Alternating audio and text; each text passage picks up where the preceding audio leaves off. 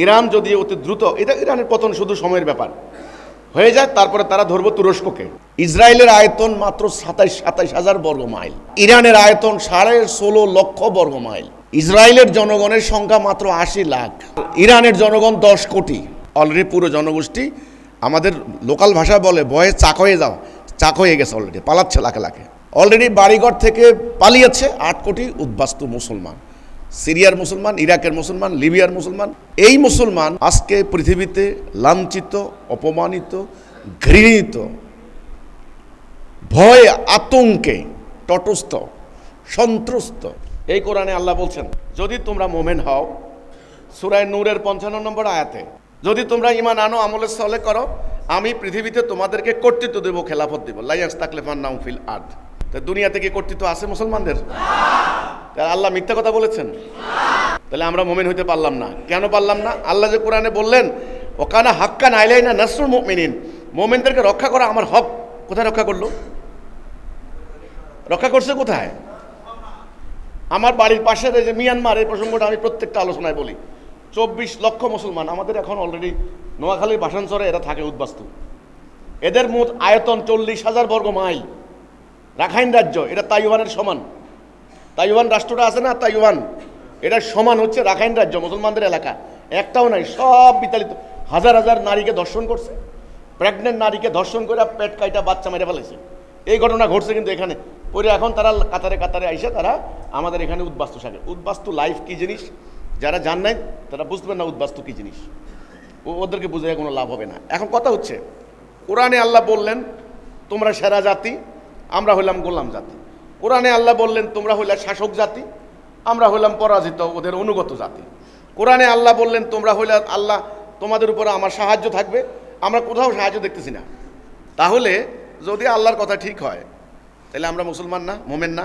আমি ওই দিন গিয়া কুষ্টিয়া এই রমজান মাসেও সেখানে গিয়ে আলোচনা করছিলাম। আমি অনেকক্ষণ আলোচনা করার পরে আমি একজনকে আমার সামনে বসা, আমি বললাম যে কাকা, এই তুরস্ক, সৌদি আরব, ইসরায়েল, ইয়াহুদি হামলা, এগুলো কিছু বুঝেন? এই কি জানি বাবারে, আমরা আমি আকাশ থেকে পড়লাম, হায় এতক্ষণ কি কথা বললাম। এখন বুঝতো, আমি যদি খালি মাথা ঝুঁকাইয়া ইল্লাল্লাহ ইল্লাল্লাহ ইল্লাল্লাহ ইল্লাল্লাহ, তো যাইয়া কইতো আজকে হুজুরে দারুণ জিকির করাইছে, কলজাটা ঠান্ডা হয়ে গেছে জিকির করতে করতে। এগুলো করছে জাতিরে। তোমরা মার খাইবা না, তোমরা মার খাইবা না, কে খাইব? তোমাদেরকে ধ্বংস করে দিছে, তোমাদের কিছু নাই। তোমরা এখন ভিক্ষা করবা, ভিক্ষা, ভিক্ষুক। এই যে গতকাল সংসদ অধিবেশন বসছে তোমাদের সামনে, আমার কাছে মনে হচ্ছে একটা নাটক। তেল নাই, মানুষ তেলের জন্য খুন হয়েছে, জিনেদা খুন হয়েছে তেলের জন্য, খুনাখুনি করতেছে মানুষ, মাইলকে মাইল তেল নাই। তেল আমদানি করবে রাশিয়া থেকে, আমেরিকা থেকে অনুমতি নিতে হবে। আগে অ্যাপ্লিকেশন করছে, হুজুর আমরা কি ওখান থেকে কিছু তেল আনতে পারি? হুজুরে চিন্তা ভাবনা করে অনুমোদন দিলে দিব, না দিলে নাই। তোমরা কার সেজদা করো? কিসের আল্লাহ সেজদা করো?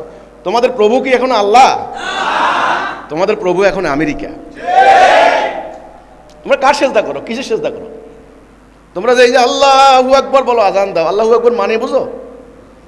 আল্লাহু আকবার মানে আকবারিয়াত, তার শ্রেষ্ঠত্ব। আল্লাহ অলমাইটি, সর্বশ্রেষ্ঠ আল্লাহ।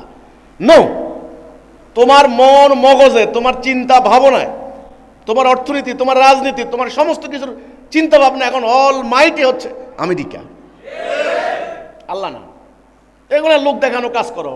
ফাওয়াইলুল লিল মুসাল্লিন রাইতাল্লাযী ইউকাযযিবু বিদ্দীন, পড়ো না? লোক দেখানো সেজদা করো এগুলা। মানুষের নামাজ না পড়লে মানুষে কিয়া করবো? পোলাপাইন বড় হয়েছে, বিয়ে দেওয়া লাগতো না?